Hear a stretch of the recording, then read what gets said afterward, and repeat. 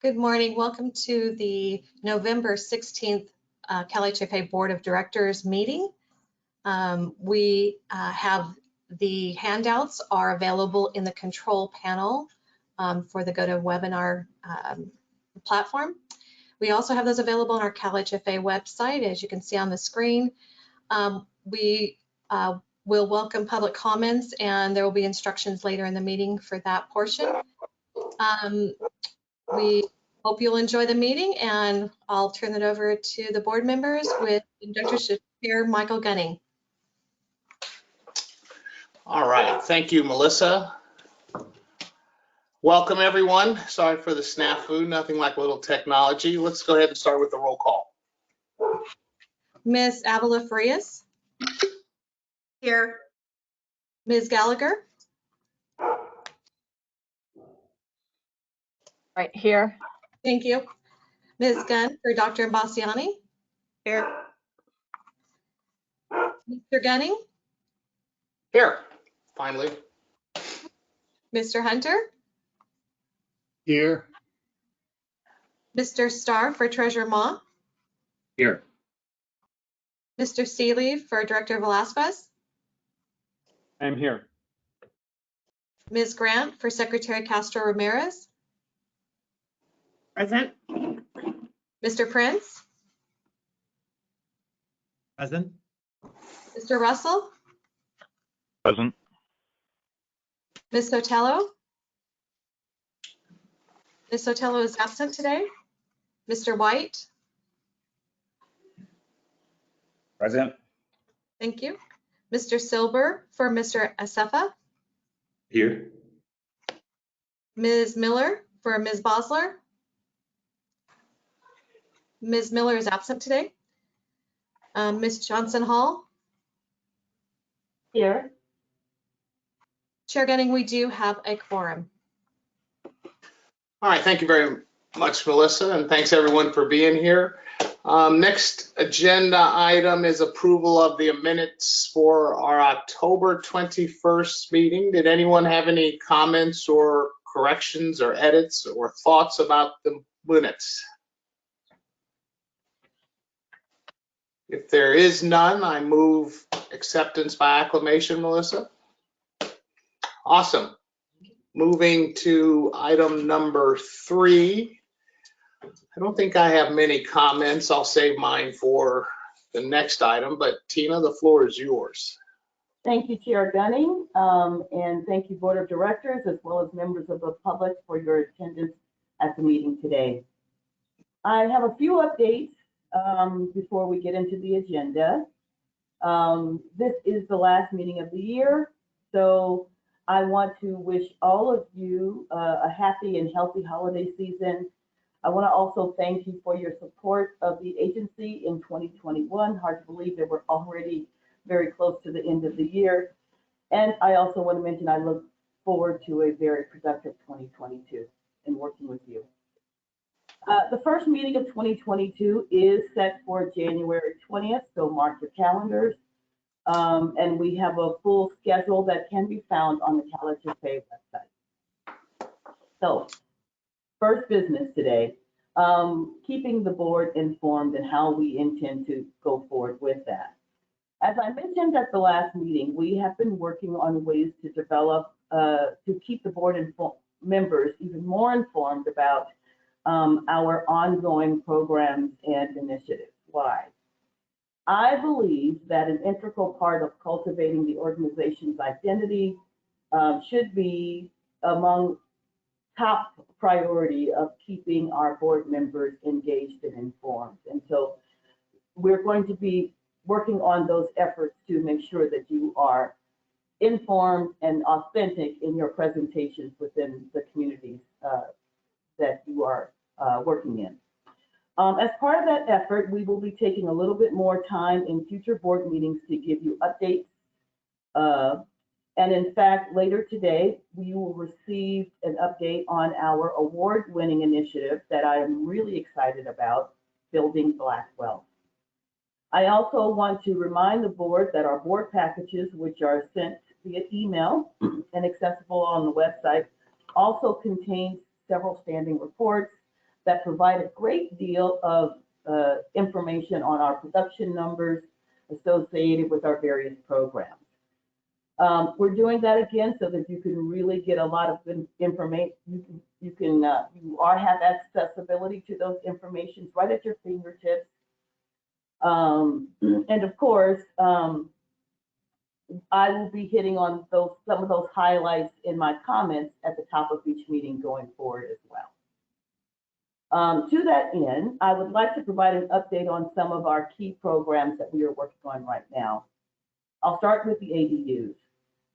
I'm excited to announce that we have our first ADU reservation in process through our new program.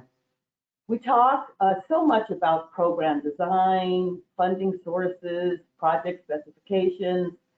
So anytime we can hear about a family that is actually going to benefit from the work that we are doing, it is extremely satisfying. We are continuing to onboard more lenders, including a couple of the larger ones, so I expect to see reservations rise. And I have to tell you, as a practitioner in this area, there might be folks that might be concerned that it's slow, but remember, conventional lenders, you know, it's often slow for these programs to be realized in real time. So I feel that we are right on track, and that while there's more work to do to make sure that this program is sustainable and successful, we're doing everything we can to make sure that that happens in just that way. The mortgage relief program, let's talk a little bit about that. CalHFA received questions from U.S. Treasury last week following a review of the mortgage relief plan, and we are finalizing our responses to submit as early as today. Approval from Treasury is a necessary step for the state to receive full funding, and I'll just mention that no other state has received approval for their plan yet. In the meantime, the mortgage relief program is continuing to build up its contract center and application evaluation team, and all inquiries about the program are being handled through an email address on the website or through phone calls to the contact center. And then finally, the NMS counseling program. As you know, our National Mortgage Settlement Housing Counseling Program continues on, and we have some preliminary numbers through the end of the third quarter. The funding that CalHFA is administering has provided free confidential sessions from HUD certified counselors to about 17,000 California families. That's remarkable. As I have reported before, the counseling provides guidance in many areas, from home buying to sustaining home ownership and even homelessness. And it's reaching families across a broad range of income levels, from extremely low to moderate. And in addition to that, we are reaching our demographic goals. So those families are similarly diverse, which I'm excited to share as well. On the federal legislative update, during the last board meeting, we gave you a full update on the important legislative developments happening at the federal level. A lot has happened since then. The original text of the Build Back Better Act did not include our number one priority, which was to expand housing bond capacity through a provision called lowering the 50% test. However, thanks in large part to California's advocacy, this provision was later included in the amended text of the bill. Yay! I cannot emphasize enough how significant this item would be. It would be the single largest increase in affordable housing finance resources in California's history. Not only would it solve most of the oversubscription we have seen at CIDLAC, but it's clearing up that bottleneck, and it would create 85,000 additional units of housing in California over the next 5 years. This provision is also vital for us to effectively deploy many of the other housing items in the bill. So I want to thank the governor, the secretary, the treasurer, and Director Velasquez for the tireless advocacy and collaboration that got this provision into the bill. Although the Build Back Better Act has not yet been enacted, we are hopeful that the agreement reached a few weeks ago will hold. This agreement allowed for the bipartisan infrastructure framework to be enacted and promised that the Build Back Better Act would be voted on in the House this week and eventually signed. Fingers crossed. Now, for the last few weeks, CalHFA has been engaging with partners and stakeholders through various conferences, most notably the California Ford Economic Summit last week, which was also attended by Governor Newsom. Director of Single Family Programs, Tim Su, and our new Director of Business Development and Stakeholder Relations, Ellen Martin, were in attendance, and they actually led a workshop on affordable home ownership, which was very productive. And finally, good news, bad news. We have a couple of big retirements to announce. Lori Hamahashi, our controller, is leaving us this week, and Tim Su is leaving us on December 3rd. Between these two, there is so much knowledge and experience. I have to say that quite literally, CalHFA would not be what it is without everything that they have done over the past few years. I want to mention a few of their accomplishments because they're deserving of that. Lori has been with CalHFA for 29 years. Wow. She started as a mortgage loan accountant and worked her way all the way up to the organization's top fiscal position, controller, which she has held for the past 7 years. Lori has coordinated or participated in 60 audits. 60 audits. I'm going to say it one more time. 60 audits. And under her fiscal leadership, CalHFA has been recognized by the Government Finance Officers Association for excellence in financial reporting each year we've submitted since 2017.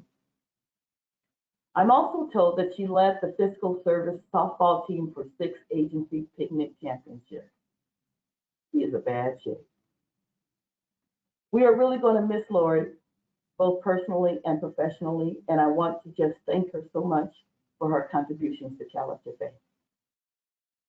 And the same goes for Tim, who has worked for CalHFA for just under 20 years, and he has been our Director of Financing and our Director of Single Family Programs, and for a few years, he did both simultaneously. So to borrow from him a sports analogy, I think this makes him the Bo Jackson of CalHFA, or some might say he's the Deion Sanders of CalHFA. I call him the Michael Jordan of CalHFA. Because under Tim's leadership, CalHFA's single-family lending helped more than 52,000 families achieve the dream of homeownership for the very first time. That means $15.5 billion worth of mortgages from 2016 to 2021. And as finance director, he did so much over the years.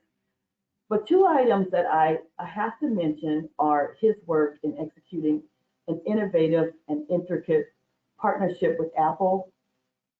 Wow. First time, I still get calls from that every single day of the week about how we managed to get that done. Tim was a big part of that. He's also a big part of CalHFA in 2009, eliminating all $5.4 billion of variable rate bond debt. That's pretty amazing. So I say to those two, out with the tension, on with the pension, and I thank you, Tim and Lori. You will be sorely, sorely missed. Thank you.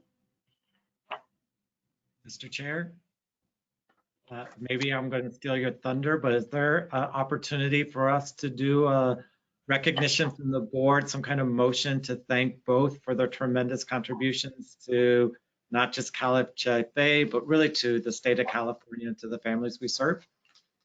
Sure, why don't we see if there's any other comments, Mr. Prince, before we move to that acknowledgement? Any members of the board want to share comments about our 2 retirees? I don't see anyone, so you're gonna have to help me here, Don and Tina. All right. I know for me, I'll start it off and share that, you know, as chair of the audit committee, I learned everything from Lori. So I spent a lot of times with Lori learning how the agency worked, what the audit committee does. And without her, I don't think I could have ever gotten up to speed. And then even selecting our auditor, just going through the process. So Lori, I know you drive fast cars and you're trying to drive fast out of here, but certainly appreciate everything you've done. And Tim, for me, I mean, I can't tell you guys how many meetings I had with Tim just trying to appreciate how the programs worked, how we think about financing and going through those challenges, particularly as we came out of 09, 10, 11, right there. Tim was integral there. So for me, just the knowledge lost there, it's going to, a lot of pressure on you, Tina, to move forward with hiring someone new. Well, then if I can just add as part of what you're on, it's just me, I can't hear Chair Gunning.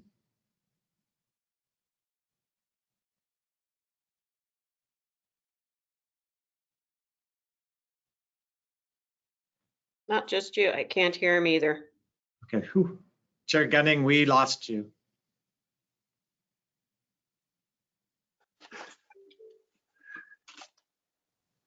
Preston?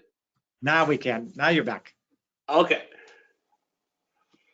So I just wanted to add, I totally agree with you. I mean, the transformation of what has happened coming out of,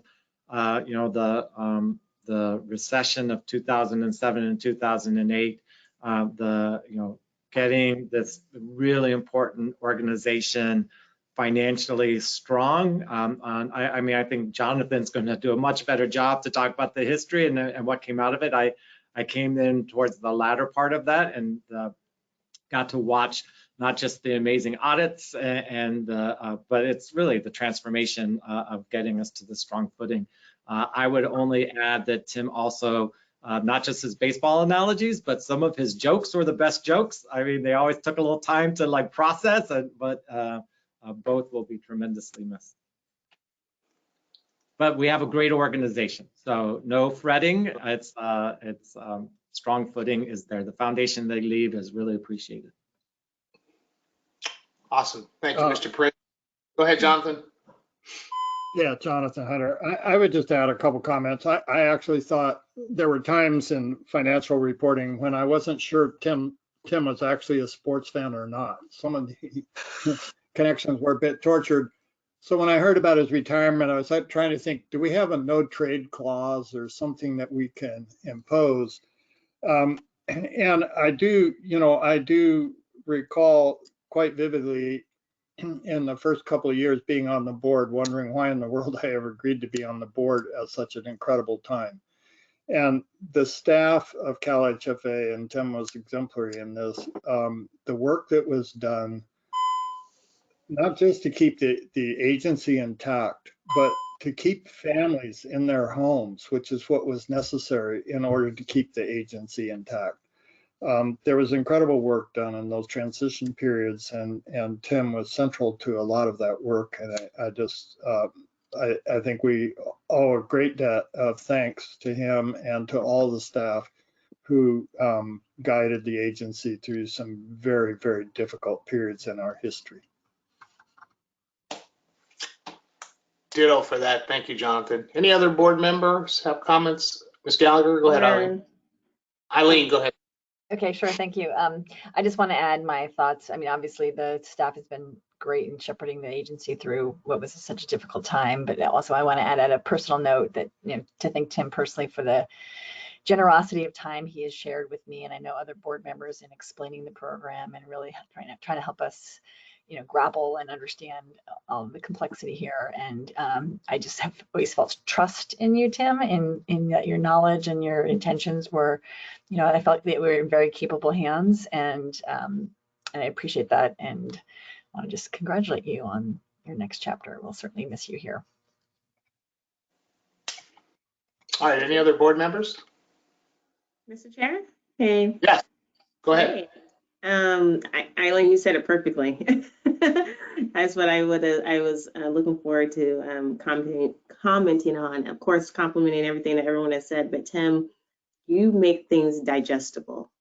And in this world of complexity and around finances and things that look intimidating, I just wanted to say thank you for making the material not scary for a lot of folks, not only for staff, not only for executives, not only for folks that are in the room when it happens, but also like for everyone else, you know, to have the courage to try to learn to see what is truly behind the numbers. And so just really just sincerely appreciate like all of the back end work that none of us probably ever saw to make it really understandable for us so we can really go out and carry out the mission of the agency. So just thank you, thank you, thank you.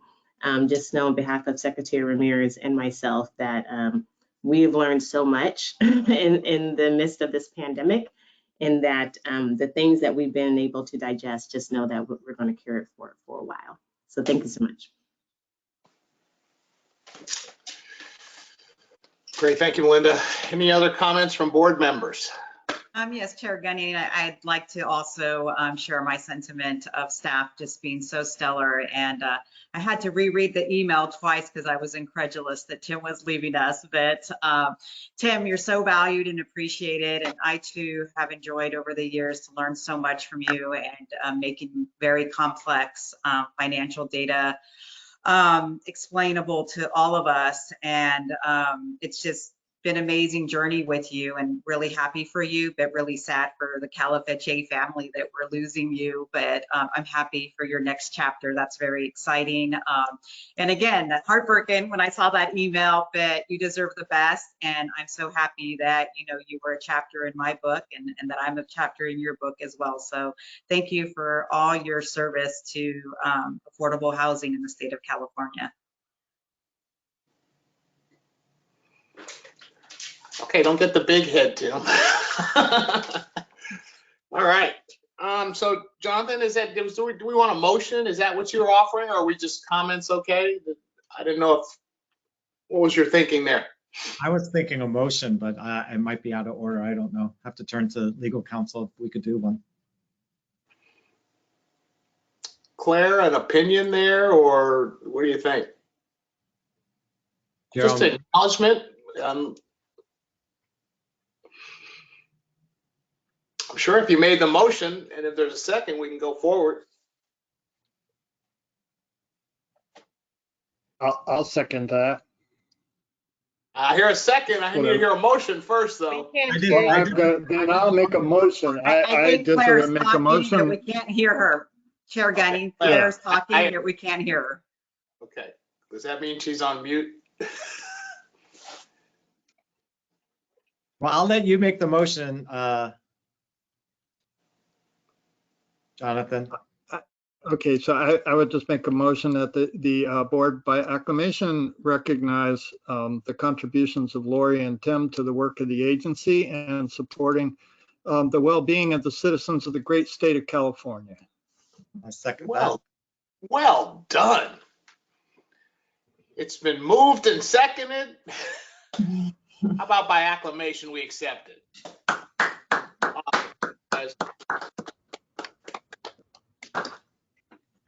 Well done. Preston, thank you. Thank you. Appreciate that. All right. Moving on to item number 4, report from the Executive Evaluation Committee.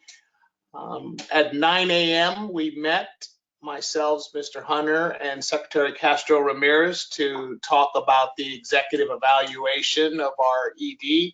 And some of you may say, well, she's only been here 3 months, Mike. How are you evaluating her already? Well, as Jonathan pointed out, we've really been trying to make this evaluation timely so that when our fiscal year ends in June, we can look at the executive director's evaluation in a timely manner in September, and we've caught up. We had to go a couple times with Tia to get there, but of course, this was great. I think timing-wise to start and at least let Tina know that we're on schedule to evaluate her in September for the work from now through end of the fiscal year. A couple great comments were made there that I would like to point out. One was there that we've now aligned the evaluation with the end of the fiscal year. Also we talked a little bit about the priorities in the governor's budget and how they align with CalHFA's. To that end, I think in January, there's going to be a presentation by the staff to compare our strategic plan along with the governor's budget priorities for housing and how they align and do not, or do. And then, of course, the importance, as we've just gone through all those wonderful comments about hiring good staff and replacing some folks who some would say are irreplaceable. But that's all on Tina's plate, and she's prepared for it. And we certainly look forward to January's presentation and hearing about the governor's efforts, the new efforts. Of course, we know some of the budget already, but how the governor will be moving forward with, the CalHFA will be moving forward with our housing priority. So good meeting from the committee. Certainly we'll reconnoiter next September and see how we've done, but that's a report of the Executive Evaluation Committee. Thank you. Any questions from board members or thoughts? Great. With that, let's continue to move through the agenda and move on to item number 5, the discussion and potential action on Shiloh Terrace. I think, Kate, is this yours? Yes, good morning, Chair Gunning. Can you see me and hear me? I can hear you. Okay, but you can't see me. Yes, we can see That's you. fine. I mean, it's all Okay, all right. I just wanted to check because we've been having some technical difficulties. Good morning, Chair Gunning and members of the board. My name is Kate Ferguson, for the record. I am the Director of Multifamily Programs at CalHFA. Before I start the project-specific presentations today, I'd like to outline a few commonalities of the 3 loan packages that are being presented for approval. The first, this won't take long, but the first is that staff would like to note that all 3 deals are located within low resource areas pursuant to the current TCAC HCD opportunity map. And we recognize that both CIDLAC and the administration have expressed a preference for projects located in high and or highest resource areas. Many of the deals in the current production pipeline have been in production and pre-development, including finalizing site control for several years. As we've discussed in the past, this is typical for an affordable housing development cycle, which may take up to 5 years to get from initial site selection to construction loan closing and final completion. Generally, we expect to see more focus on the acquisition of sites in high and highest resource areas over the next 24 to 36 months, subject to the continued prioritization of this at CIDLAC. Secondly, I wanted to identify for you an underwriting shift that staff has seen over the past year in the LIHTC equity markets. This is really in response to the 2020 modification of the tax code made by the IRS to allow units targeting up to 80% of AMI to be eligible for low-income housing tax credits as long as the project's average AMI targeting does not exceed 60% of AMI. Prior to this change, only units restricted at or below 60% AMI were eligible for tax credits. The investor market has reacted to this positively and have continued to support the low-income housing tax credits, but the change has resulted in them requiring projects to use income averaging to target the average from 2 to 5% below that 60% maximum. So by doing this, this gives the project a cushion to ensure that the average affordability and rents will not exceed the income averaging maximum of 60% AMI during the compliance period. And the reason this is so important is that if they do exceed that 60% average, it could lead to the loss of tax credits during the compliance period. So the overall impact of this has been of the investors requiring that the projects average 55 to 58% has been that the project rental revenue has been downsized, and that has led to the downsizing of the permanent first lien loan amount that the project can access. So I wanted to explain that the reason this shows up in our staff reports is because CalHFA underwrites to the TCAC maximum rents that are published for each AMI level. And our standard underwriting includes calculating project cash flow based on these maximum rents. And to ensure that the projects are, the reason for this is to ensure that the projects are accessing the highest permanent debt amount that they can. In other words, leveraging public, very finite public resources with private debt to make sure that we're not over subsidizing deals. So to use the lower rents required by the investors is an exception to our underwriting guidelines. And this underwriting exception applies to 2 of the 3 deals that will be presented today, Shiloh Terrace and Marina Village. Staff recommends this underwriting exception to allow the project's permanent first lien loan underwriting rents to align with investor requirements. And finally, I wanted to point out that for all deals that are seeking CalHFA permanent and/or MIP loans, it's a CalHFA underwriting standard that staff perform a repayment exit analysis to ensure the project's ability to fully repay both loans at maturity via refinance. The analysis includes stress testing of the original underwriting assumptions to assess repayment capacity. This includes a 2% increase to the project's original appraised cap rate and a 3% increase to the project's underwritten interest rate. We have been doing this stress testing since 2019, and the outcome is reported in every staff report, either under Section 7 of the report as a strength, if full refinance of both the permanent loan and the MIP loan is achievable, or in Section 8 of the staff report as a weakness with mitigation if some share of the MIP loan is not refinanceable. 2 of the 3 deals being presented today, Shiloh Terrace and Vista Woods, are unable to fully repay both the permanent loan and the MIP loan under the assumptions of the stress testing. For both deals, and generally in most cases, the source of repayment for any remaining MIP loan amount is identified as a general partner contribution as part of the final closeout of the partnership obligations to allow resyndication and refinance. This is the case in both of these deals presented today.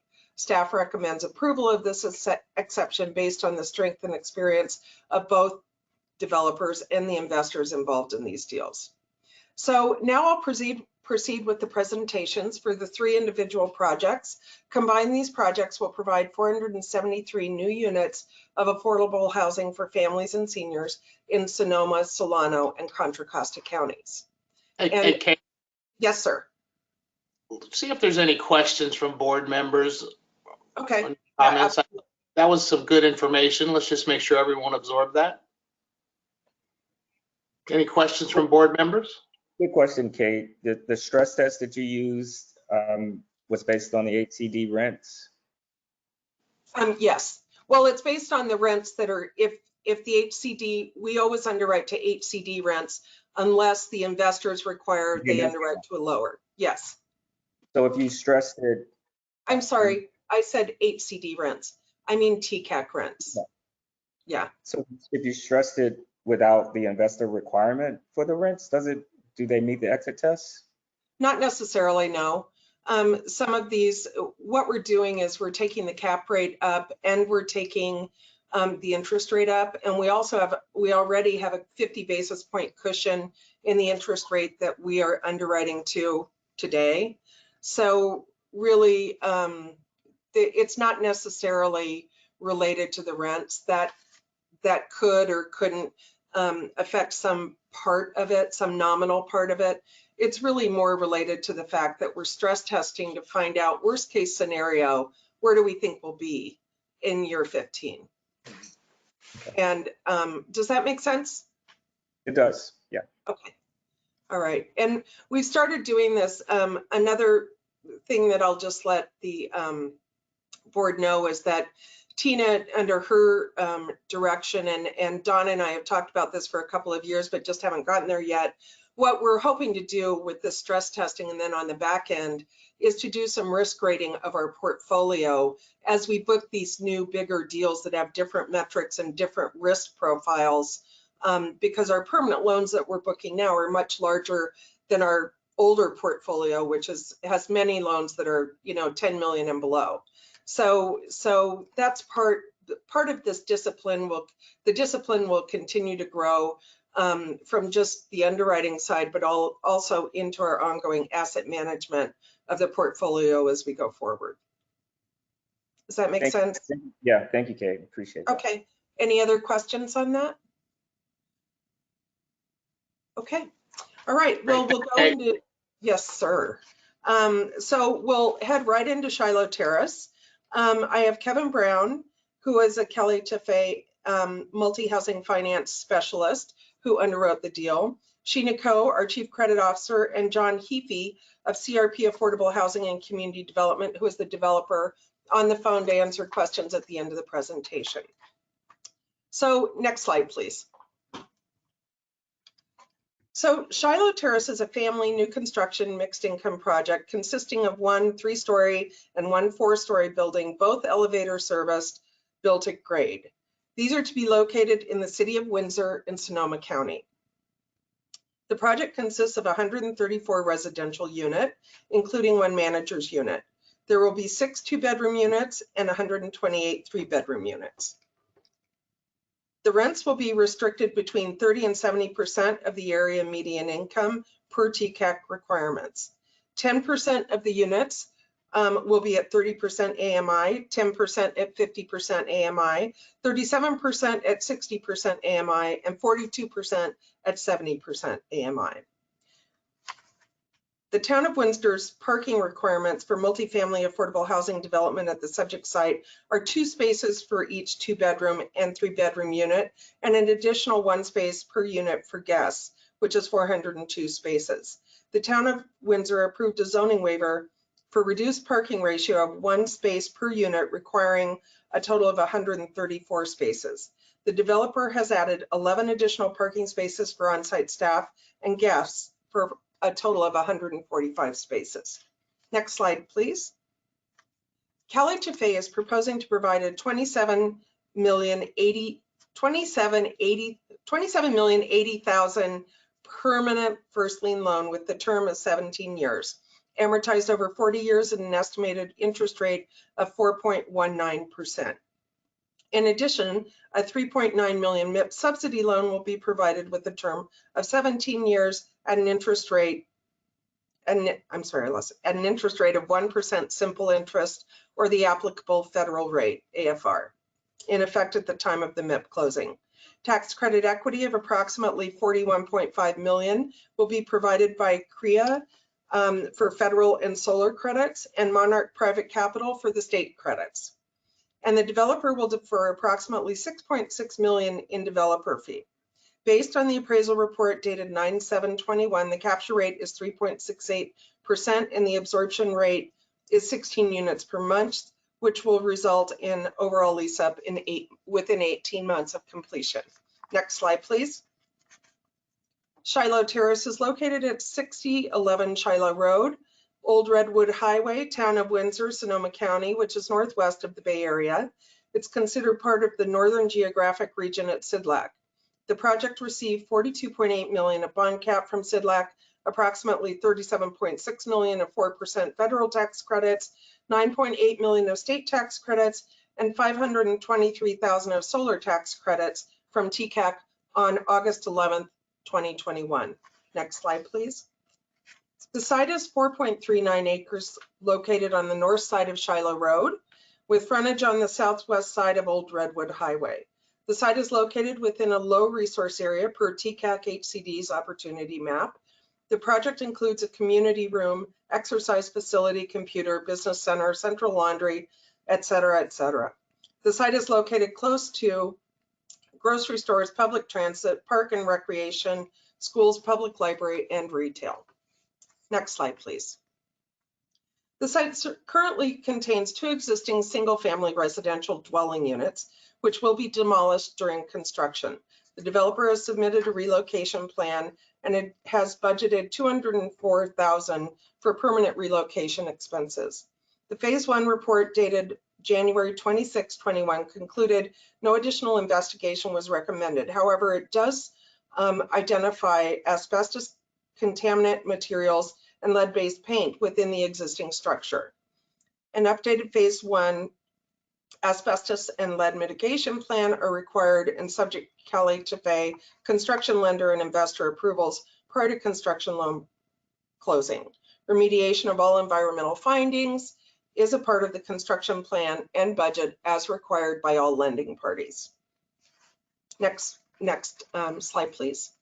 So I wanted to just briefly go over a few of the project's strengths and weaknesses, which you can find in section 7 and 8 of the staff report, and underwriting sections, which is in section 9 of the staff report. Some of the strengths of this project include strong local support evidenced by density bonus and zoning waivers, including the reduced parking ratio I already discussed and reduced open space requirements. Along with this is an allowance of residential only project being located in a mixed use zone. Also evidence of support by the county. Additional $2.8 million in developer fees will be deferred until the permanent funding happens, and this allows for additional cushion during construction to cover cost overruns and/or leasing delays. The project equity will cover a total of 52% of total development costs, which is really wonderful. There are 3 potential weaknesses I want to point out. The first is the inability of the project to fully repay both the permanent loan and the MIP loan, with an estimated remaining balance on the MIP loan of $3 million to be covered by the general partner guarantee, as we have discussed. Additionally, the phase 1, as stated, revealed the presence of asbestos and lead-based paint, and remediation of those during the demo period for the 2 existing structures on the building will be required. Remediation of all environmental findings is a part of both the construction and the demo plan and the budget. And that is concludes my presentation on Shiloh Terrace. We would be happy to take any questions. We have the underwriter, our chief credit officer, and the developer on the phone. Thanks, Kate. Any questions from board members? Mr. Chair, I had just one clarifying Mr. question. Russell. Melinda, I think she's first, Stephen. I'll be quick, Stephen, I promise.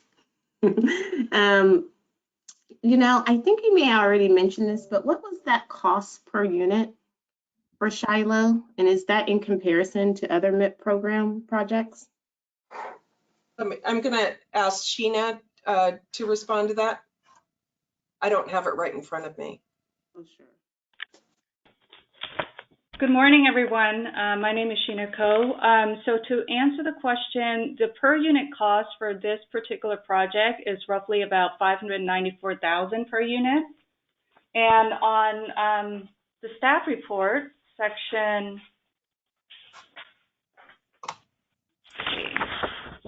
5, there is a explanation of the high cost that breaks down kind of the reasons why the total cost per unit is slightly higher. And staff do want to note that although it's $594,000 per unit, that this is actually below the CITLAC's maximum allocation calculation for the project, which is approximately $636,000 a unit. And that's based on the county, Sheena? The CIDLAC maximum? Yes, I believe so. Yeah. Thank you. No further questions at this time. Thank you. Mr. Russell? Yes, thank you. First of all, based on my last comments, previous meetings, I just want to assure you I'm very supportive of this project, but I do have some questions. First of all, with regards to the staff report, can you clarify, the report itself calls it a high resource area. You've made clear a couple of times that this is low resource. Do we need to correct that report for the record? I'm looking at page, I think it's 8 of the PDF. Local resources and services. It says high resource. I just want to make sure we're really clear. Oh, yeah, I'm so sorry. Yeah, that's absolutely a mistake. Okay. So, and I think that that further underscores one of the points I want to make, which is that these maps seems to me out of sync with the realities on the ground in many cases. So I think I'm curious what that process is going to look like of redrawing the maps and the criteria that go into it, because this is an extraordinary setting, I think, for a project. A couple comments that I might make, and again, assuring you that I am supportive of this, but I think this illustrates some of the challenges we have here. The impact fees, again, are very high. And this, I say this to my fellow board members, that I think we have to have an eye toward what we can do in statewide reform and impact fees, and what are reasonable limits and what we can require. And furthermore, the second point of the $2 million that are being asked to be done of offsites, again, we always in affordable housing are lifting more than our share. We are doing more than just providing housing in a community. We're often providing amenities. These are not atypical, but municipalities have consistently put their CIPs, the burden of their CIPs, on new development.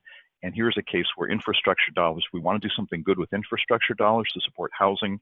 We should be looking ahead. So again, this is not about this project, but it is an illustration of a policy issue we should be looking at, which is how infrastructure dollars could be applied to facilitate and stretch our housing dollars even further. With that, when it does, and I want to say from a high cost perspective, that we can do so many 3 bedrooms is remarkable. It is such a crying need. I want to give all due credit to the finance team for being able to put together something that is extraordinarily complex. I think this particular project has every complexity in financing that it seems that we see. And when it comes time, when you're asking for a motion, I'll be happy to move it, but I'll wait to give my fellow board members a chance to comment. Thanks, Stephen. I think Mark tells us that Seth Stednick has a comment. Yeah. Good morning, everyone. Can you hear me? Yeah, we hear you fine, sir. Just, regarding the resource area, I just wanted to clarify that, when we obtained site control for this project, which was late in 2020, it was designated as a high resource area.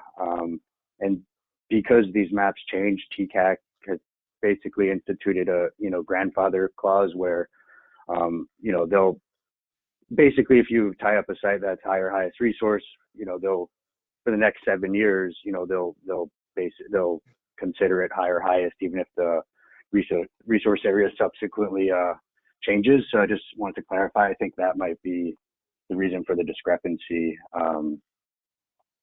versus in the write-up or board package versus what's been said on this call. Yeah, I appreciate that. My staff is texting me the same thing, so. But we will make sure it's really clear within the the final staff report. I do apologize for any confusion. Thanks, Kate. Thanks, Seth. Any other board members have comments? This is Teresa from CalVet. Yeah, hi, Teresa. Kind of have a broad comment or question for actually all 3 of the projects, and that's regarding what efforts are being put in, especially in the Bay Area, which is a high veteran population area, to reach out to veterans or veteran service organizations to help fill or provide this housing to veterans in that area. Good question. Good question. Is Kate or Steph? For the agency? Yes. Yeah, from our perspective, generally, the populations that are housed within these projects are determined by the available funding and whether or not, so we are not actively, we highly support housing for veterans.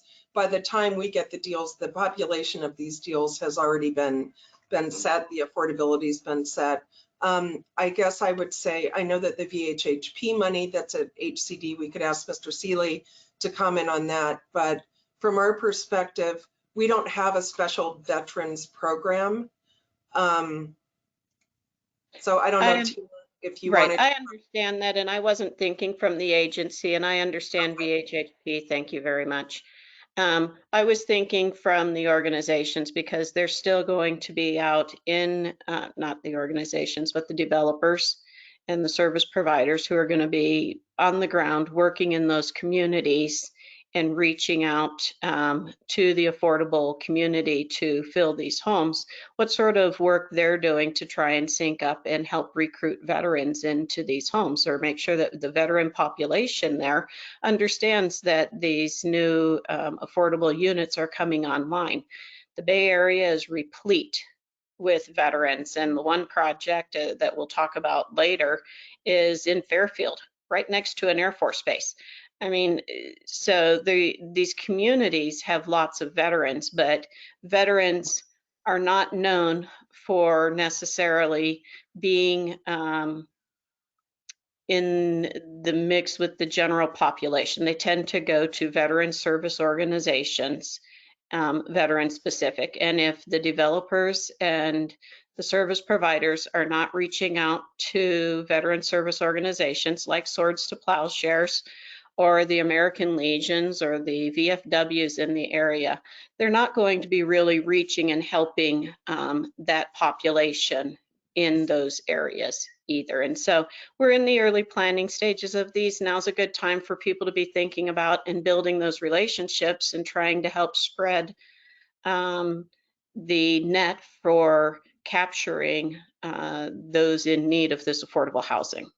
That's all. It's just trying to help plant the seed and start people working down that road to help serve some of the veteran population. I think that's a really, obviously a really good question. Seth, I hate to put you on the spot here representing all developers, but to the extent that that would be something that you would do on this project, feel free to speak up. I will say, Ms. Gunn, that I think from our perspective, something that we should think about doing in 2022, and I will commit to you that we will do, is reach out to our development community and ask that question, and try to find out specifically what sort of marketing plan people are considering for outreach to veterans, because I do think we share your concerns and your the prioritization of veterans as a special population. So I will absolutely commit that to the board. And Seth, I don't know if you would like to respond to this, or if you'd rather take a pass, feel free, but we'll give you an opportunity.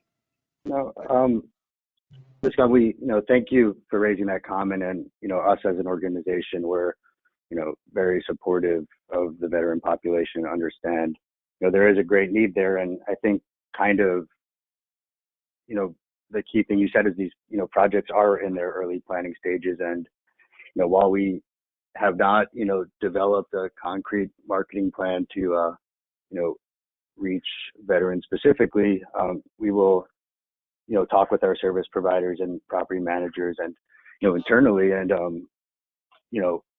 come up with something, because we're supportive of veteran population, understand the need for affordable housing specific to that population, and more so in the Bay Area. So thank you for your comment. Sure, that'd be great. And if you need assistance in some of that outreach or planning, you can reach to our Veteran Services division. We can help get you in touch with different service organizations that would help with that, or the County Veteran Service Officer of the areas. Thank you. Thank you. Great comment. Thanks, Teresa. Ryan? Thank you. Yeah, well, I just want to kind of make an overarching comment in recognition of Ms. Ferguson's notice that these projects are a long time in pre-development, and policy changes need to be signaled pretty far in advance. But to begin thinking about how we may be signaling prioritization of location, and not just along the social equity metrics of high resource areas, but also along alignment with our climate goals and location efficiency, and just acknowledgement that these projects are evaluated for their proximity to key destinations. But yeah, the state, I think, is at a point right now where policy conversations are emerging about how do we focus on location priority, and whether that's according to the population of the residents, veterans being a specific population group, but also family units for which high resource areas are particularly impactful. But there are a lot of different metrics for measuring these things, and same goes for meeting our climate goals, which is traditionally focused on transit proximity, but I think we're expanding definitions and recognizing the variety of metrics used across the state's diverse communities. Though I will plug in here vehicle miles traveled for anyone who hasn't heard that term enough yet, as a means for prioritization of location efficiency from our climate goals.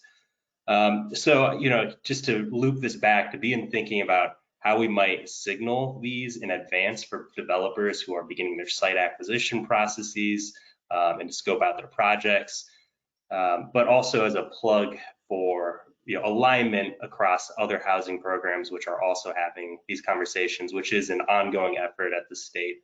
But thinking about location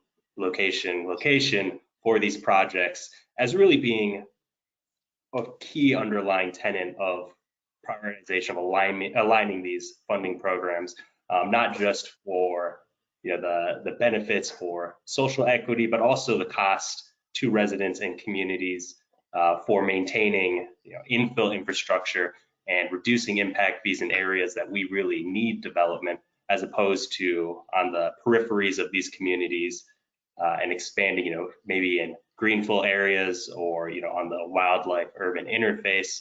So just planting this seed now as well, just for this early thinking about policy directives and alignment with other programs, and really thinking about those two fundamental tenets around where can we place projects or prioritize projects and funding along those two key social equity and climate goals, which I think really need to be emerging in this scarcity of funding conversation. Great comments. Thank you, Ryan. Any other board members' thoughts?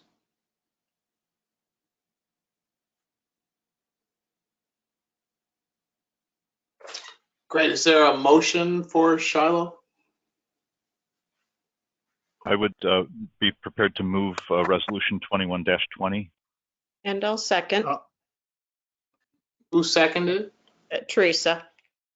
Thank you, Teresa. I was going to say I'm prepared to second, but no, I'm glad Teresa jumped in. Sorry, Preston, I beat you to it. I'm teasing Mr. Awesome. Russell. It's been moved and seconded. Melissa, roll call, please. Ms. Avila Farias, Yes. Ms. Gallagher, Yes. Ms. Gunn, Yes. Mr. Gunning, Yes. Mr. Hunter, Yes. Mr. Starr, Yes. Mr. Seeley, Yes. Ms. Grant, Yes. Mr. Prince, Yes. Mr. Russell, Aye. Mr. White. Yes. Resolution 21-20 is approved. Excellent. Thank you. Kate? All right, we'll move on to Vista Woods. Today, I'm joined today by Kevin Brown, still on the phone, still the underwriter, Sheena Coe, our Chief Credit Officer, and Ben Cruzius of MRK Partners, who is the developer, all on the phone to answer your questions at the end of the presentation. Next slide, please. Vista Woods Apartments is a senior new construction mixed income project consisting of one 4-story mid-rise building with 4 elevators to be built on a partial slope, which requires a partial podium of approximately 16,000 feet at the northeast side of the building. This will be used for parking, utilities, and mechanical systems. The project is located in the city of Pinole in Contra Costa County. The project consists of 179 residential units, including 2 managers units. There will be 16 studio units, 128 one-bedroom units, and 35 two-bedroom units. The rents will be restricted between 30 and 80% of area median income, with 10% 18 units at 30% AMI, 10% 18 units at 50% AMI, 52% 94 units at 60% AMI, 13% 23 units at 70% AMI, and 13% 23 units at 80% AMI. There will be a total of 88 parking spaces, including 44 surface spaces and 44 spaces on a subterranean level. 78 will be available for lease by tenants, and 4 spaces will be reserved for staff, 2 will be reserved for rideshare, and the remaining 4 will be reserved for visitors. Cost for constructing parking is approximately $400,000 and is not included in the project's eligible basis. In other words, it's not funded by CalHFA or tax credits or bonds. Construction of parking will be funded solely by taxable loan proceeds during construction and paid down by equity at permanent closing. I'm sorry, next slide, please. Got the wrong slide. CalHFA is proposing a $35,240,000 permanent first lien loan with a term of 17 years amortized over 40 years at an estimated interest rate of 4.14%. In addition, a $6.2 million MIP subsidy loan will be provided with a term of 17 years at an interest rate of the greater of 1% simple interest or the applicable federal rate at the time of the MIP closing.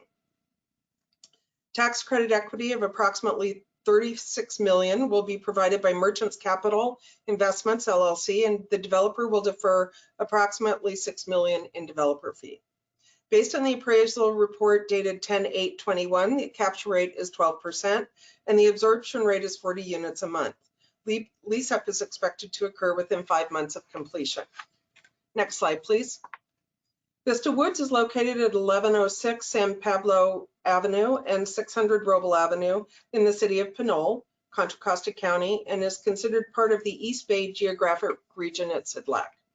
The project received $39.8 million of bond cap from SIDLAC, approximately 37 million of 4% federal tax credits. In addition, they received 3.2 of state tax credits and 138,000 of energy tax credits from TCAT on August 11th, 2021. Next slide, please. The site is 2.06 acres on the north side of San Pablo Avenue. The site is located within a low resource area per TCAC HCD's opportunity map. The project includes a community room, business center, central laundry facilities, and other regular, a courtyard video surveillance, on-site security, shuttle service, and other expected amenities for a project of this type. The site is located less than 1 mile from a senior center, park, bus stop, and grocery store. A bus stop is actually adjacent to the site. Police and fire departments are less than 2 miles away, as is a public library. Next slide, please. The existing site consists of a former construction yard with a small storage structure which will be demolished during the course of construction. Phase 1 report dated 5/1/21 concluded no additional investigation necessary. Asbestos and lead-based paint report identified asbestos and lead-based paint within the existing structures. A Phase 2 report was completed October 16th, 2018 and determined no presence of lead-based paint. However, concluded roofing materials included asbestos. Remediation of all environmental findings is part of the construction plan and the construction budget. Evidence of environmental clearance will be required prior to CalHFA permanent and MIP loan closing. Next slide, please. Project strengths, again, located Section 7 of the staff report, weaknesses and mitigants, Section 8 of the staff report, underwriting exceptions in Section 9. I wanted to point out that some of this project, the developer will be deferring $3.6 million of developer fee until perm loan conversion, which will act as additional cushion or contingency during the construction and lease up period. The investor equity for this development is 43% of total development cost. The primary weakness of this project is that our stress test exit analysis shows that an estimated $4.7 million of the $6.7 million MIP loan will remain after full refinance of the property at maturity. Again, this will become the obligation of the general partner to repay at the time of recapitalization of the partnership. The capture rate for the project is also 12%, which is a little bit higher than we would normally see. However, the developer has structured the rents to be an overall 27% below market rates, which we are confident will improve the capture rate as they go to market. The project economics and underwriting account for the 12% capture rate in the lease-up analysis, so we have accommodated that in all of our analysis. Next slide, please. And that concludes this presentation. If there are any questions, we have our team on the phone. Open it up to members of the board for questions. Let me just say, because we had the question on the last deal, I wanted to say that the per unit total cost on this one is $468,000. Thanks, Kate. Mr. Russell, you have a question? So I do on the parking. So I'm intrigued. This is really wonderful that you're able to disaggregate the parking and not just have it loaded in the rents. That's been sort of a bugaboo in other. Can you talk about the mechanism? It sounds so simple and straightforward, and yet it seems to have been a struggle in other areas to actually disaggregate that parking cost and charge separately for it. Can you? Well, I would say that I'm going to allow the developer to address that specifically for this deal, but it really depends on the locality and the deal, Mr. Russell, as you know. But let's let the developer address the parking for this project. Ben, are you there? Yeah, so this is Ben. Can everyone hear me? Mm-hmm. So it's about a 0.5 parking ratio for the project. And the idea was, to just separate them and charge in addition to rent the parking because you don't have one space for each unit. But, I think the idea was to also integrate the TOD. We're building a bus stop in front of the project and also the ride share element of it that's worked in. Okay, I'd like separate, maybe Kate, that's something we can have an offline conversation about. I'd just like to better understand, because there seem to have been other obstacles, not just the municipality's parking requirements, but the actual ability to charge an additional fee for the parking that others have encountered. So I don't want to take everyone's time here, but I'd love if you or someone on your team, maybe we can dig through that. Okay, thank you. No, I'm otherwise very supportive of the project, and definitely need more senior apartments. And I think the creativity of the parking is a bonus. Questions from other board members? Chair Gunning, this is Anna Marie. I just want to say I express my support. This is in my backyard here in Contra Costa County, and it's a much needed area of needed affordable housing in West County. I'm really excited about this project, and I think we should definitely support this and encourage more development in Contra Costa that has not been affordable housing friendly, yet we are in dire needs now of it. So this is a really good thing for Contra Costa County, if you know the history here of NIMBYism throughout the county. So I'm really excited, and I hope this is just a catalyst to keep encouraging more affordable housing developers to come to Contra Costa and develop. I don't know. I think that sounded like a motion. Is that a motion, Anna Marie? Yes, it can be a motion, definitely, but I'll let my colleagues speak to it. But as I say, this is in my backyard, and this is a wonderful project. Every element of it that they put into it is great, and I don't really see any concerns given the need and the benefit this community will have with this affordable housing development. I'm taking that as a motion. Is there a second out there? I'll second, Teresa. Moved in second. There's a question. Ben, what's your last name? Kurzius. One more time.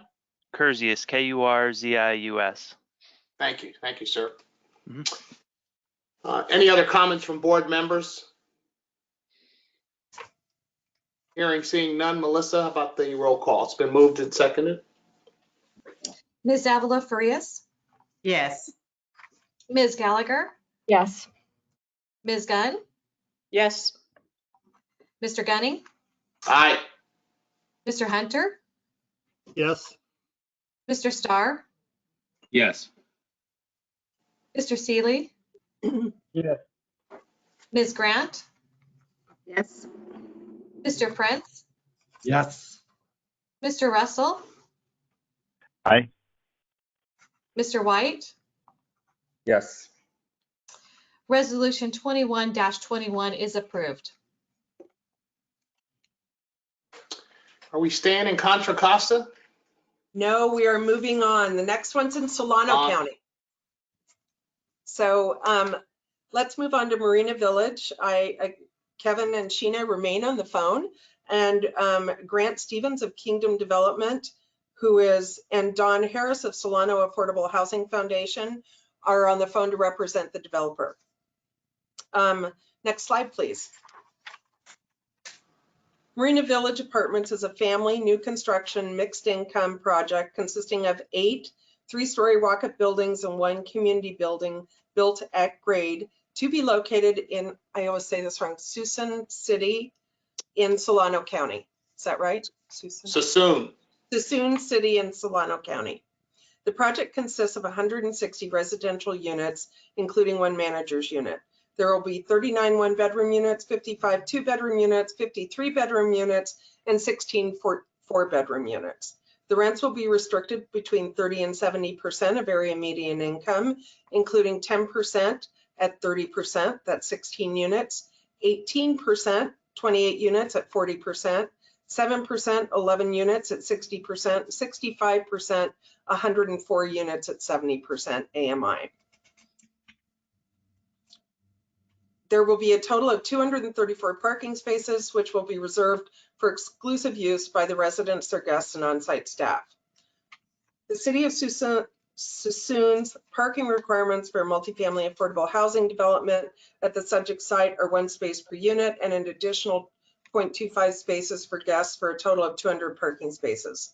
The project exceeds the city's parking requirements in order to accommodate the project's larger sized units. The total cost per unit for this project is $424,000. Next slide, please.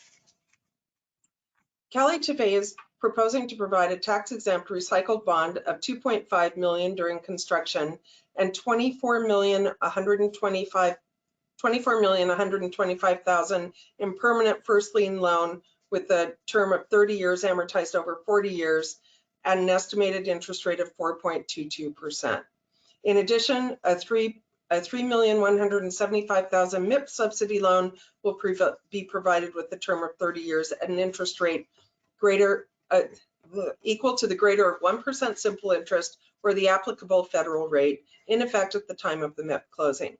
Tax credit equity of approximately $33 million will be provided by R4 Capital, and the developer will defer approximately $7.2 in developer fee. Based on the market study dated 3/10/21, the capture rate is 10% and the absorption rate is 30 units per month, which is consistent with the appraisal dated 9/17/21. Lease-up is expected to happen within 5 months of completion. Next slide, please. Marina Village is located at 201 Marina Boulevard in the city of Suisun, Solano County, which is northwest of the Bay Area.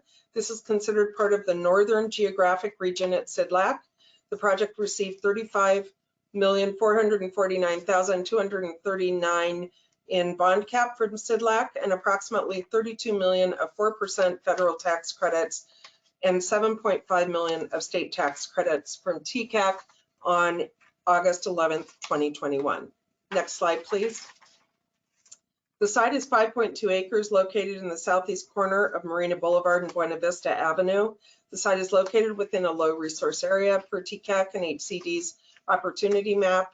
The project includes a community room, laundry room, outdoor picnic, and recreational area.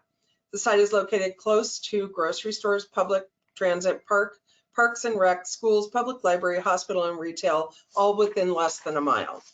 Next slide, please. The site is currently vacant and undeveloped. The phase 1 report revealed environmental conditions related to a former airfield runway on the site and residual volatile compounds in the groundwater. A subsequent phase 2 investigation report dated 7/30/21 concluded that contamination is not present at concentrations that would warrant additional investigation and or remediation. Next slide, please. Again, we'll go through some of the strengths and the weaknesses, exceptions to this deal. The primary strength of this project includes the fact that the developer fee, 3.2 million of the developer fee is being deferred until the permanent funding, which adds cushion again for unexpected overruns during construction or delays in leasing. The tax credit equity will cover approximately 49% of the total development cost, and the project has the ability to fully refinance both the permanent and the MIP loans at maturity. Finally, the average rental rates as restricted will result in an overall discount to market rents for similar units of 32%. That's the end of the presentation. I'd like to open it up for questions, and we have the developer and our staff on the phone.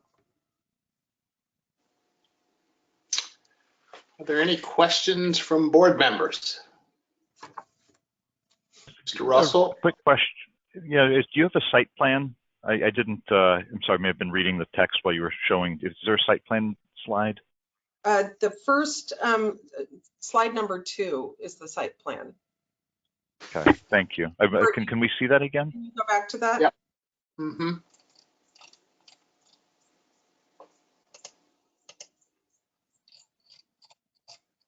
Next slide. There you go. Oh, beautiful, thank you. Okay, thank you. No, that answers my question. Thank you very much. Okay. All right. Thanks, I'd be happy to move. I'd be happy to move resolution 21-22. Thank you, Stephen. Is there a second? Seems to be my day for seconding. This is Teresa. Thanks, Teresa. I just want to know if this is Don Harris as the developer. I'm sorry? Is that Don Harris, the developer, as part of Solano, the not-for-profit? I believe so, yes. Is there any comments from Mr. Harris? Don's a friend, Kate. I'm putting him on the spot.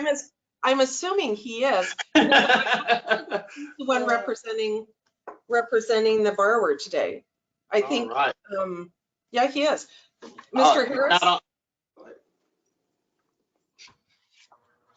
Mark said he wasn't. Okay, all All right. right.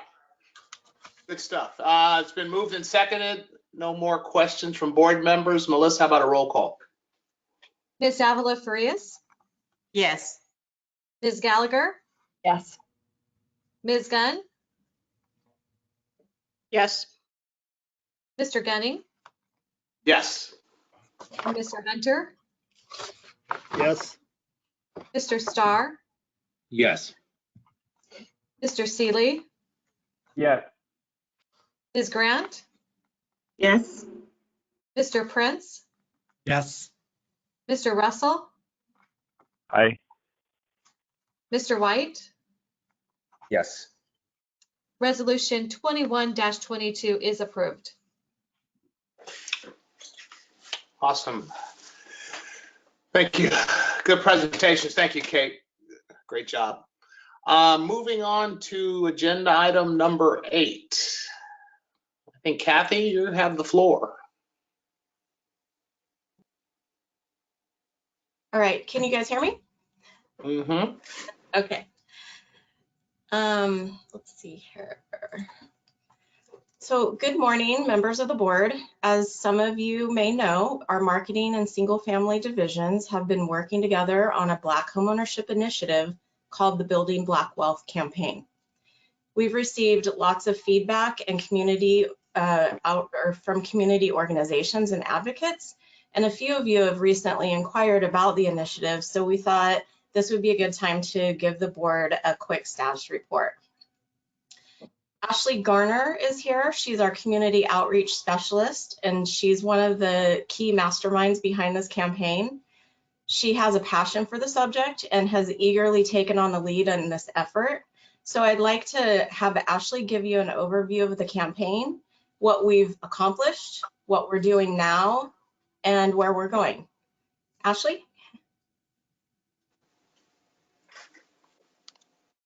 Thanks, Kathy, and good morning, Chair Gunning and members of the board. I'm happy to be here today to give you an update on our Building Black Wealth campaign. We believe that the cornerstone of building Black wealth is, of course, homeownership. One of the cornerstones to our campaign is the Did You Know video series about the history of housing discrimination in the Black community. So to kick off my presentation, I'd like to show you a short 4-minute excerpt from one of our most informative episodes, Predatory Lending. If you have any issues hearing or seeing the video, we put a link in the chat for you guys to access. Mark, can you run the video, please? Hello, everyone. Welcome back to Did You Know? Today, we'll be talking about more predatory lending practices that were used on Black Americans to keep them segregated from white neighborhoods. These practices not only made it difficult for Black Americans to buy a home, but it also put them in serious financial turmoil. If you're strapped for time, you can always check out our website, where we have all our videos. Without further ado, let's get into it. Did you know there was a time where someone would buy a house and make payments and still not be the owner of that house? Because Black Americans couldn't receive mortgages backed by the federal government, they had to look for riskier alternatives. With contract buying, the buyer would put down a large down payment for a home and would make monthly installments until the contract was paid in full. Sounds good, right? However, the seller could evict the buyer at any time if they missed a payment, even if it was the buyer's last payment, because it's a contract and not an actual mortgage. The buyer couldn't accumulate any equity on their home, and they were not protected by any laws or regulations. This form of predatory lending was very prevalent in heavy and dense urban cities like Chicago. There was a large population of Black Americans who were seeking home ownership. However, there was not a lot of housing units for sale to Black home buyers, and lenders were unwilling to give federally backed loans to them as well, which resulted in many Blacks paying higher prices for homes. Steering is the process by which realtors attempt to guide a particular buyer away from or towards housing in a specified area based on their race or religion. This includes the act of withholding information about certain prospective homes from buyers. Steering was used to keep minorities such as Black Americans in their own neighborhoods and white Americans in their own communities. This was and is one of the major reasons why many neighborhoods around the country are still segregated today. Blockbusting refers to the practice of introducing Black home buyers into all white neighborhoods to produce housing price decline and white flight. An agent or speculator would intentionally place a Black home buyer in an all white neighborhood, then spread the tales of impeding depreciation. This would cause residents to sell their homes under the market value. Then the agent would mark up the price of the home when selling to Black families. The fear was that an invasion of Black families would cause the price of homes in affluent and white neighborhoods to decline, hence causing the white flight.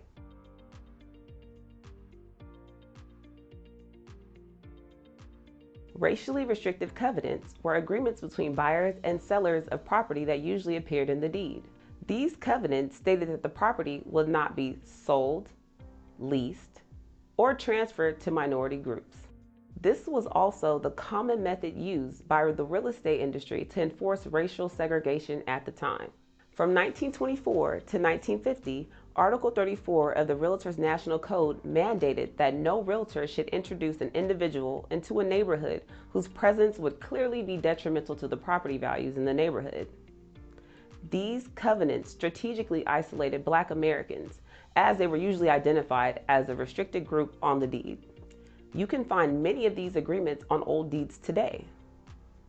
Thankfully, these were outlawed and deemed illegal in 1948.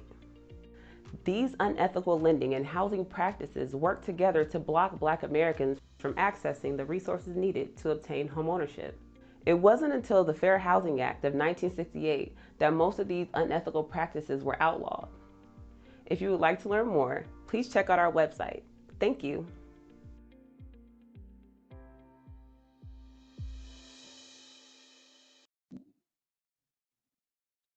Courtney, can you bring up my slides, please? That was great, Ashley. Thank you. Courtney? Are the slides up? Yep. Ashley, Okay. just give me a moment. We're having a technical thing. Gotcha.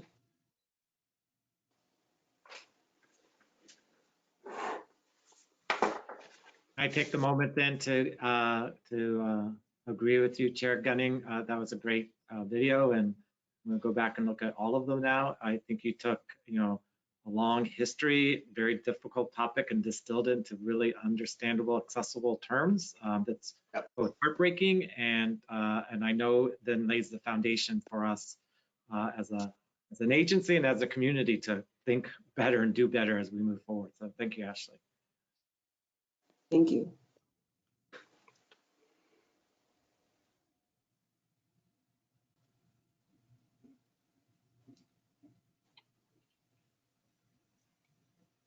You want to go forward without the slides, Ashley? Oh, here we Okay. go. Here it is. Okay, all right. So the Building Black Wealth campaign launched in February of 2021. This campaign is part of CalHFA's Black Homeownership Initiative aimed at increasing the Black homeownership rate in California and educating Black families on the housing inequities Black homebuyers face in the pursuit of homeownership. The purpose of Building Black Wealth is to assist the agency's efforts to affirmatively further fair housing in underserved communities by increasing the Black homeownership rate. With this campaign, we hope to provide the Black community with tools they need on their journey to homeownership. We also hope to address the racial inequality that we see in homeownership today. Next slide. As of 2019, the Black homeownership rate in California was 41%. This is lower than it was when housing discrimination was a legal government policy in the 1960s. The 2020 numbers recently published show the Black homeownership rate in California did increase by 5 points. And we want to continue to see that number grow. Next slide. Over the past 9 months, the campaign provided educational materials that cover the history of housing discrimination and how it has impacted the Black community, as well as providing informational tips that Black homebuyers can use to overcome financial and economic barriers. We also educated homebuyers on resources for down payment assistance and free housing counseling. We have 2 video series. The Did You Know video series is an educational video series, which I showed you a snippet from earlier. It provides an extensive history of housing discrimination and discusses how to identify wealth building opportunities through homeownership that have been historically taken from the Black community. We envision that the audience for these videos goes beyond simply potential Black homebuyers, but also includes industry practitioners, policymakers, and the general public. It's important for all of these stakeholders to understand why the racial wealth gap is as wide as it is today and how housing has played a major part in contributing to the gap. Next slide. The Tips to Black Homeownership video series provides tidbits of information meant to assist Black first-time homebuyers in overcoming the barriers to homeownership. This would include tips to help them with credit, finances, and tips on documentation that's needed to speak with a lender. With these tips, first-time homebuyers will be better prepared to navigate the home buying process. Next slide. An important piece of the Building Black Wealth campaign is outreach partnerships with ethnic media, faith organizations, and other community-based organizations to give us more avenues to connect with Black Californians who may be able to benefit from the information and resources we are providing. To date, we have partnered with, sponsored, or presented to 15 organizations who share our desire to improve homeownership rates for Black families. Some key partners include the California Association of Real Estate Brokers, the Department of Financial Protection and Innovation, the California Legislative Black Caucus, and the California Association of Realtors. Next slide. CalHFA has received great feedback on the campaign, from social media praise to awards. The NAACP presented us with a resolution, and we received an award from the California Association of Real Estate Brokers for our commitment and leadership in creating wealth in the community through Black homeownership. Additionally, the campaign received the Martin Luther King Humanitarian and Housing Inspiration Award from the Sacramento Black Expo. Finally, we ran a video ad on YouTube that received over 500,000 views in 3 months. Next slide. For the future of this campaign, we intend to continue educating Black home buyers and highlighting the current discrimination happening today. We are working to recognize real estate professionals working in the Black community who have the goal of increasing Black homeownership. In addition, we have interviewed loan officers and home buyers so that we can feature the real stories of Black first-time home buyers who have been able to successfully purchase their first home with CalHFA's program. We are also continuing the job of forming additional outreach partnerships that can help extend our outreach. Next slide. We are looking forward to making a difference with building Black wealth, and I appreciate the opportunity to let the board know what we're doing. If you want to help with this initiative, visit our website and share the Building Black Wealth videos and resources. Also, be on the lookout for our new partner toolkit that you can use to help spread awareness. Thank you.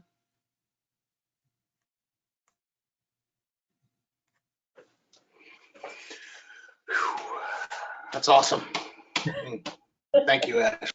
You know, I know you work with the Black Caucus, but I think the whole legislature needs to see that.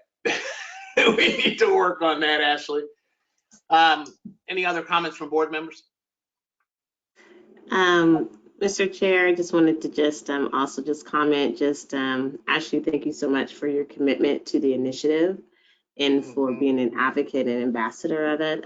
You're doing a very great job. And thank you, Executive Director, for steering and leading the way. You know, one of the things that came to mind when I was watching the video, which obviously it strikes a lot of emotion, but good emotion, right? Because there's a past, but there's also a future. And I would just say that one of the linkages I just thought about is one of the departments under our agency is the Department of Fair Employment and Housing, and how, you know, they obviously have a fair housing division, particularly around housing discrimination and talking about the different protected classes, which includes race and gender, and it goes down the line, lots of protected classes there. So they too would probably be a very good linkage to one of those partner organizations, and they have a pretty good education and outreach that they are currently doing on like know your rights on a variety of different rights. They're kind of our civil rights agency of the state. And so just wanted to also to just lend that as another resource, which I'm sure the director would be glad to participate in anyway. And just let me know if I can help in connecting any of those dots. But yes, thank you so much for the update, and totally agree with the chair that lots of different organizations who, you know, the did you know piece of just being reminded of the history, and then also being reminded of the common themes that unfortunately we still see here or there. Right. So anyway, kudos all around, and just thank you so much. Thanks, Melinda. And in the chat, Mark and Ashley have left links to the YouTube video. So I just want to draw everyone's attention to that as well. I love the fair housing thought, Melinda. That's great. Any other comments from board members? Yes, Chair Gunning, I was just going to add as well the same sentiment of staff's work on this, but I think also it speaks to really this board, our colleagues here, of how we are all very supportive of revamping and pivoting CalHFA into visionary, more progressive policies that and addressing inequity in systems, dismantling systemic racism in all levels of our society, and that we're in the forefront in the affordable housing arena. Building income wealth is just amazing. And Ashley, I can't think of a better spokesperson for this effort. I'm so impressed with what you're doing and the videos and educating. And, you know, we just need to think broader to educate our community beyond creating access to building income wealth, also educating individuals. This is such a powerful tool to help people understand inequities in our society that have led to a lot of socioeconomic problems. And I think it just, you know, kills a lot of birds with one stone on so many fronts. So very impressive work, staff. I'm really happy with this. And I know my colleagues on here, we all are committed to this and bridging that gap and creating income wealth for people of color in our society. So great job, really impressed and happy with this. Mr. Russell, you want to add something? I'll echo the comments that were made and say that I really appreciate having these resources available. We at the Federation, my day job, we work with the Regional Alliance for Fair Housing, and these kinds of resources are invaluable. I also see an incredible hunger on the part of especially younger generations to understand this world and what has created the world we are in today. And the tools like the videos you presented here will help us to tell that story that's so important. So thank you for your work. And just one additional comment there, Stephen. I know that LIST San Diego has that ownership program for Black homeowners, and we've been talking to Ricardo about that. So even efforts popping up around the state to work on this problem. Kudos to San Diego on that and the foundation. Awesome. Thanks, Ashley. Thanks to all the board members. Item number 9 are reports. Do we want to have a comment on that, Tina? Are we good? Just draw everyone's attention to that. Thank you, Chair Gunning. Yeah, I think just drawing attention to the fact that there's a lot of good information here, and a lot of information in terms of our production, but also it also speaks to the number of folks that we are impacting within the communities that we serve. So also here is some thoughts on our asset management and portfolio information. So, and as well as where we are with our fiscal look on the agency bonds, swaps, and other things related to all things fiscal, that all here for your enjoyment. And it's not just for your enjoyment, board members, but as well for the public as well. Awesome. Thank you, Tina. I know sometimes we get going in the meetings and don't bring that up, but wanted to make sure we highlighted the regular reports that are part of every board meeting. Awesome. Also open it up to any other matters for discussion from board members. Yes, Chair Gunning, it's Anna Marie. I was just curious if we could get, it's probably more for Tina, of what the 2022 conference schedules is going to be looking like, just so that we can all kind of plan and figure out who's attending when, and if they're even resuming given COVID. So that would be helpful for all of us trying to plan our schedules for 2022. So if that's available, that would be wonderful when you guys have that information. I'm actually going to ask Melissa to speak to that. Melissa and/or Courtney, can you speak to that for us? Sure, I'd be happy to. We are putting together that schedule. We have some of the dates for the first quarter of the year.